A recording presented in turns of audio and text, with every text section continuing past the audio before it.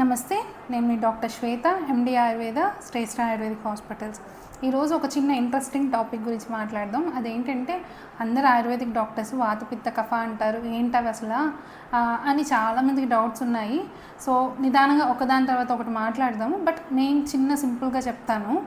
ఏంటంటే ayurvedic belief are ayurvedic ప్రకారము ఏంటంటే బాడీ అనేది వాత పిత్త కఫ ఈ 3 మెయిన్ ఫ్యాక్టర్స్ మీద ఫామ్ అయి ఉంటుంది.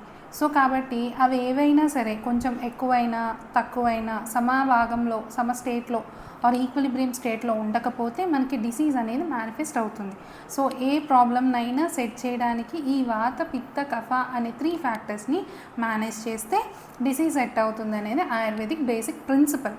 బట్ ఏంటి అంత కొత్తగా ఉంది ఇది వాతపిత్త కఫ అని అనుకోవచ్చు. బట్ కాకపోతే మనం ఏంటంటే ఇప్పుడు న్యూరాన్స్ అని, నర్వ్స్ అని ఆర్ బండిల్స్ అనేది మనం 10th క్లాస్ నుంచి చదువుకుంటున్నాం కాబట్టి ఆర్ చిన్న స్టడీస్ నుంచి చదువుకుంటున్నాం కాబట్టి అందరికి అర్థమవుతుంది. అదే మన ఎడ్యుకేషన్ సిస్టంలో చిన్నప్పటి నుంచి కనుక మనకు కూడా ఇది ఎక్స్ప్లెయిన్ చేస్తుంటే కనుక చాలా ఈజీగా ఉండేది. అండ్ అంత ఆయుర్వేదం అంటే అదేదో ఇదిలాగా అనిపించేది కాదు. బట్ అలా లేకపోవడం వల్ల మనకి ఏంటంటే ఇవి కొత్తగా వింటున్నామని అనిపిస్తుంది. బట్ కాకపోతే ఏంటంటే బేసిక్గా ఈ వాత అంటే ఏంటంటే బాడీలో ఏ మూమెంట్ అయినా, అంటే రెస్పిరేషన్ అవ్వచ్చు, మన చేతి కదలికలు అవ్వచ్చు, కళ్ళ కదలిక అవ్వచ్చు, ఐ మూమెంట్స్ కావచ్చు, ఐబాల్ మూమెంట్స్ కావచ్చు, అండ్ ఇవన్నీ జరగడానికి వాత అనే మెయిన్ ఫ్యాక్టర్ రెస్పాన్సిబుల్ అవుతుంది. అంటే ఏదన్నా బాడీలో ఏ మూమెంట్ అయినా తీసుకోండి, అది ఏ బాడీలో ఏ మూమెంట్ అయినా సరే వాత ఈజ్ రెస్పాన్సిబుల్. అది కొంత ప్రకారం ఏం చెబుతారంటే మన నర్వ్స్ అన్ని నర్వస్ సిస్టమ్ అంతా వాత మీద డిపెండ్ అయి ఉంటుంది అని చెప్తూ ఉంటాం. ఒక 80% వరకు కరెక్టే. బట్ ఇంకా మోర్ దాన్ దట్ వాత ఈజ్ మోర్ దాన్ దట్ అనమాట. నెక్స్ట్ పిత్త అంటారు. పిత్త అంటే ఏంటి, పైత్యం ఎక్కువైంది ఇవన్నీ అంటుంటారు. బట్ పిత్త అంటే మెయిన్గా అదే కాదు, ఒక అగ్ని అంటాం మనము. ఏంటంటే ఫస్ట్ డైజెషన్ అయి ఉండొచ్చు, మన హార్మోన్స్ అయి ఉండొచ్చు, ఏవైతే కనుక వాటి క్రియ వల్ల వాటి వాటి మెటబాలిజం అవ్వచ్చు, ఇవన్నిటిని పిత్త కింద తీసుకుంటాం అన్నమాట.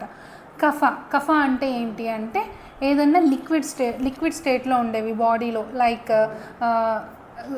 ఏంటంటే లైక్ మన సిఎస్ఎఫ్ అవ్వచ్చు, అంటే సెరిబ్రోస్పైనల్ ఫ్లూయిడ్ అయి ఉండొచ్చు, మన జాయింట్ స్పేస్లో ఉండే సైనోవియల్ ఫ్లూయిడ్ అయి ఉండొచ్చు, మన ఇప్పుడు ఈ లూబ్రికేషన్కి హెల్ప్ఫుల్ అయ్యే ఇప్పుడు మన ఐబాల్ మూమెంట్కి లూబ్రికేషన్ అవ్వచ్చు, అది కూడా శ్లేష్మ కింద తీసుకుంటాము.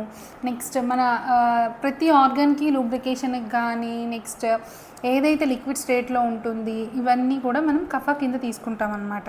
సో వాటికి కూడా మళ్ళీ డివిజన్ ఉంటుంది. వాతలో కూడా 5 టైప్స్, పిత్త 5 టైప్స్, కఫ 5 టైప్స్, ఇలాంటి డివిజన్స్ అయితే ఉంటాయి. సో ఏంటంటే ప్రతి వాతానికి ఉన్న ఫంక్షన్ ఏంటి అనేది మనం కరెక్ట్గా చూసుకుంటే కనుక అవన్నీ మన న్యూరాన్స్, టెండాన్స్ వీటన్నిటి మీద డిపెండ్ అయి ఉంటాయి అన్నమాట.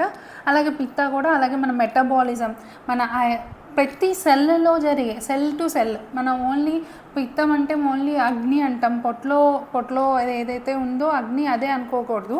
ప్రతి సెల్ మన బాడీలో ప్రతి స్ట్రక్చర్ సెల్ ఉంటుంది కదా, ఆ సెల్లో జరిగే మెటబాలిజము, ట్రాన్స్ఫర్ ఆఫ్ ఎంజైమ్స్ కానీ, ట్రాన్స్ఫర్ ఆఫ్ ఎనర్జీ కానీ, వీటన్నిటినీ కూడా పిత్త కింద తీసుకుంటాం. అలాగా చాలా వర్షన్స్ ఉన్నాయి వీటికి. కాకపోతే ఏంటంటే ఇవన్నీ ఇప్పుడు ఎందుకు కొత్తగా అనిపిస్తాయంటే మన చిన్నప్పుడు మన స్కూల్ ఎడ్యుకేషన్ సిస్టంలో ఎంతసేపు మనం central nervous system or next digestion ఇలాగే చదువుకున్నాం, కానీ వాటి వాత పిత్త కఫ అని చదవలేదు. సో కాబట్టి కొత్తగా అనిపిస్తాయి. బట్ కొత్త ఏం కాదు, మన బాడీలో జరిగే మెటబాలిజమే. దీనికి ఒక నామన్క్లేచర్, ఒక పేరు పరంగా ఇది ఇలాగా చెప్తాము ఆయుర్వేదిక్లో. మోడర్న్లోకి వచ్చేటప్పటికి ఏంటంటే వాటిని ఒక బాడీ స్ట్రక్చర్ పార్ట్స్ కింద చెప్తాం, అంతే తప్ప ఇవేమీ కొత్తగా కాదు. బట్ కాకపోతే దీనికి సైంటిఫిక్ వ్యాలిడేషన్ వాత పిత్త కఫకి చాలా ఉంది. అది మనం ఒక్కొక్కటి తర్వాత మాట్లాడుకుందాము, అర్థమవుతుంది నిదానంగా. సో వాటిని మెయింటైన్ చేయడానికి వాటి క్వాలిటీస్ ఏంటి, వాటిని ఎలా మెయింటైన్ చేసుకుంటే బాడీలో డిసీజెస్ రావు అనేవి కూడా మాట్లాడదాం మనం తర్వాత. Thank you.